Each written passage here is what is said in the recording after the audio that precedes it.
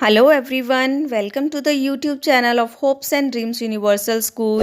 Subscribe our channel and press the bell icon button to get the notification of our new videos. Thank you. Hello everyone, good morning. आज हम करेंगे chapter 4 class third. Chapter का नाम है शब्द और वाक्य, वर्ड एंड सेंटेंस। तो चैप्टर शुरू करने से पहले हर बार की तरह मैं आपको बताना चाहूँगी कि चैप्टर अपने पेरेंट्स के साथ ही बैठ के पढ़ें और मोबाइल का यूज़ नहीं करें, और अपनी बुक पेज खोल के मैम के साथ साथ रीड करेंगे और अच्छे से चैप्टर रीड करेंगे और मैम को ऑडियो भी सेंड करेंगे। तो करें स्टार्ट। आओ बच्चों, आप जान चुके हैं कि वर्णों के मेल से शब्द बनते हैं। शब्द किससे बनते हैं? वर्णों के मेल से। शब्द बनाने के लिए वर्णों को सही क्रम में लिखना आवश्यक है। कोई शब्द बनाना हो तो हमको वर्णों को सही क्रम में लिखना चाहिए। जैसे पे प्लस ड, पेड़, ये सही क्रम में लिखा हुआ है ना। ग प्लस म प्लस ला, गमला। ओके। भाषा में शब्द एक महत्वपूर्ण कड़ी है।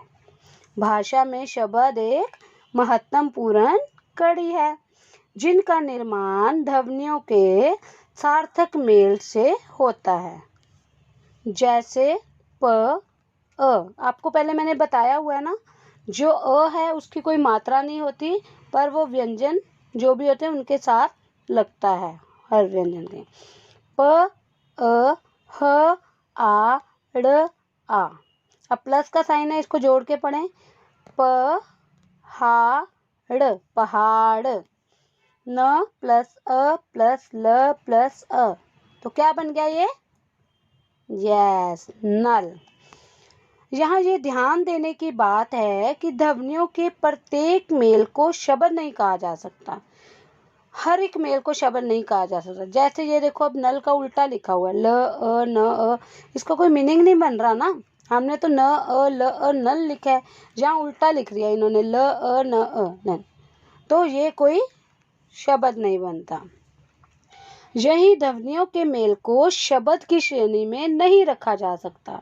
जिनका कोई मीनिंग ही नहीं निकलता है ना, उनको शब्द की श्रेणी में नहीं रखा जा सकता, क्योंकि यह निर्थक शब्द है। जिसका कोई मीनिंग ही नहीं निकलता वो निर्थक शब्द होता है, जिसका कोई मीनिंग निकले वो सार्थक होता है। ठीक है।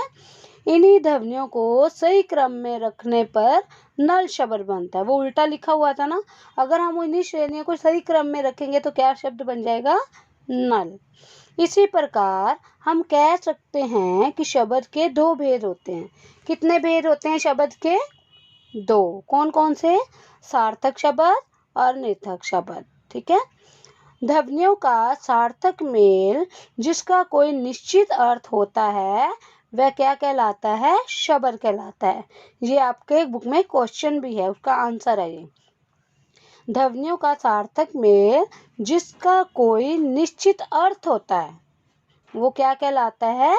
शब्द कहलाता है। अब हम पढ़ेंगे वाक्य। तो आओ बच्चों, अब हम शब्दों को सही क्रम में रखने से बने वाक्य के बारे में जानेंगे। अब वाक्य तभी बनेगा जब उसका सही अर्थ निकलेगा। अगर उसका सही अर्थ ही नहीं निकलेगा तो वो वाक्य कहाँ से बनेगा, है ना। शब्दों को सही क्रम में रखा जाएगा तो ये वाक्य कहलाएंगे, नहीं तो अर्थपूर्ण वाक्य नहीं बन सकता। जिसका कोई अर्थ ही नहीं होगा अर्थपूर्ण वाक्य नहीं बन पाता। अब दिए गए चित्रों को देखिए। ये चित्र दिए हुए हैं आपके बुक में, ये ध्यान से देखिए। उनके नीचे लिखे वाक्यों के पढ़े। अब लड़की के नीचे क्या लिखा हुआ है? लड़की झूला झूल रही है, बन रहा है ना मतलब। तो ये वाक्य है। लड़का गिटार बजा रहा है, ये वाक्य है। अगर हम इन वाक्यों के शब्दों को इधर उधर कर दें, जैसे झूला, लड़की है झूलती, कोई मीनिंग निकला इसका? नहीं ना, तो ये वाक्य नहीं है ना, निर्थक है ये, इसका कोई अर्थ ही नहीं निकल रहा। तो इसका कोई अर्थ ही नहीं निकलता है ना। गिटार रहा है बजा लड़का, ऐसे बोलेंगे हम, कहेंगे ना लड़का गिटार बजा रहा है, ये तो सार्थक बन गया। अब जिसका कोई मीनिंग ना निकले, जैसे गिटार बजा रहा है लड़का, इसका मीनिंग नहीं है तो निर्थक शब्द बन गया, ठीक है। उपयुक्त दोनों वाक्यों का अर्थ समझ में नहीं आ रहा, इसलिए ये वाक्य नहीं है ना। अब ये क्वेश्चन बनेगा, शब्दों का सार्थक समूह वाक्य कहलाता है। इसका क्वेश्चन है, वाक्य किसको कहते हैं? शब्दों का सार्थक समूह वाक्य कहलाता है। अब हमने पूरा चैप्टर रीड किया तो हमने क्या सीखा? ध्वनियों का सार्थक मेल जिसका कोई निश्चित अर्थ होता है शब्द कहलाता है। ये क्वेश्चन आंसर आपने अपनी नोटबुक, ग्रामर नोटबुक में करने हैं।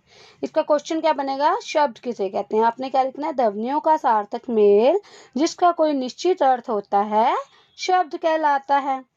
अब शब्द के कितने भेद होते हैं? शब्द के 2 भेद होते हैं। पूरा आंसर लिखना है अपनों ने, उनके नेम भी लिखने हैं, सार्थक शब्द, निर्थक शब्द। अब वाक्य किसे कहते हैं? शब्दों का सार्थक समूह वाक्य कहलाता है। शब्दों का सार्थक समूह वाक्य कहलाता है। अब हम करेंगे अभ्यास। निम्नलिखित शब्दों के सामने सार्थक अथवा निर्थक शब्द लिखिए। अब जिसका तो कोई अर्थ नहीं है उसके सामने आप क्या लिखेंगे? निर्थक। जिसका कोई अर्थ है उसके सामने सार्थक। कर्मवीर सिंह, देखो बोलने में लग रहा है कोई अर्थ है, तो इसके सामने क्या लिखेंगे? निर्थक। किसान, किसान तो होता है ना, अर्थ निकल रहा है, सार्थक। यात्रा, सार्थक। णीवा, णीवा क्या होता है? कोई मीनिंग नहीं है, मीनिंगलेस है ना, तो ये निर्थक। अब ये क्वेश्चन आंसर मैंने आपको पहले करवा दिए हैं चैप्टर में। ये सारे क्वेश्चन आपने अपनी नोटबुक में करने हैं, ठीक है। शब्द किसे कहते हैं, कितने प्रकार के होते हैं, उनके नाम भी लिखने हैं। वाक्य किसे कहते हैं, शब्द और वाक्य में अंतर स्पष्ट कीजिए। ओके, ये है गतिविधि। लास्ट में चित्र देखकर शब्द लड़ी बनाइए। अब ये क्या बना हुआ है? यस, वेरी गुड, सड़क। तो यहाँ ड लिखेंगे, सड़क।